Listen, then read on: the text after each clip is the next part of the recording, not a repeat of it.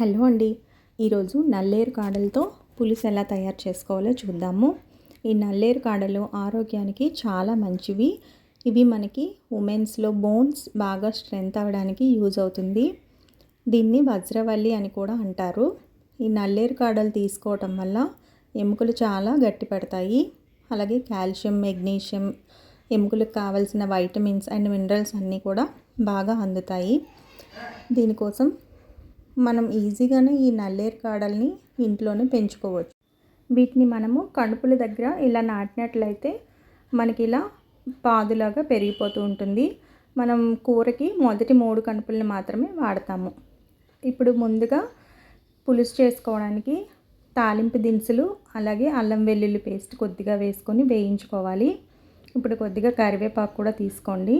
ఇది వేగిన తర్వాత కొన్ని పచ్చిమిర్చి కారానికి తగినట్టు, అలాగే ఒక ఉల్లిపాయ మీడియం సైజ్ తీసుకొని బ్రౌన్ కలర్లో వచ్చేలాగా వేయించుకోవాలి. ఇప్పుడు నల్లేరు కాడల్ని కూడా బాగా వేయించుకోవాలి. వీటిలో కొంచెం దురద స్వభావం ఉంటుంది. అలా దురద పెట్టకుండా ఉండడానికి మనం వీటిని బాగా వేయించుకోవాలి.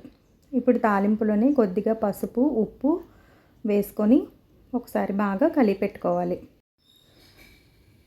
ఇప్పుడు మనకి బాగా బ్రౌన్ కలర్లో వేయించుకున్న తర్వాత 2 మీడియం సైజు టమాటాలను తీసుకొని వాటిని కూడా బాగా మూతపెట్టి మగ్గించుకోండి. మీకు కొద్దిగా ఆయిల్ పడుతుంది అనిపిస్తే నేను ఇక్కడ ఆయిల్ యాడ్ చేయట్లేదు, అడుగు మాడకుండా కొద్దిగా వాటర్ని యాడ్ చేసుకుంటున్నాను.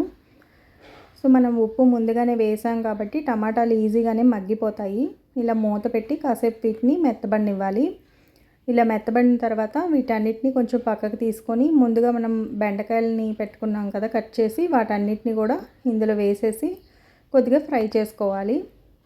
బెండకాయలు మనం ఇన్నే తీసుకోవక్కర్లేదు. ఒక 4-5 బెండకాయలు తీసుకున్నా సరే పులుసు టేస్ట్గానే ఉంటుంది. కానీ మీరు పులుసులో బెండకాయలు ఇష్టపడే వాళ్ళు కొద్దిగా ఎక్కువ బెండకాయలను కూడా తీసుకోవచ్చు. సో వీటిని కూడా ఇలా బాగా వేయించేసుకున్న తర్వాత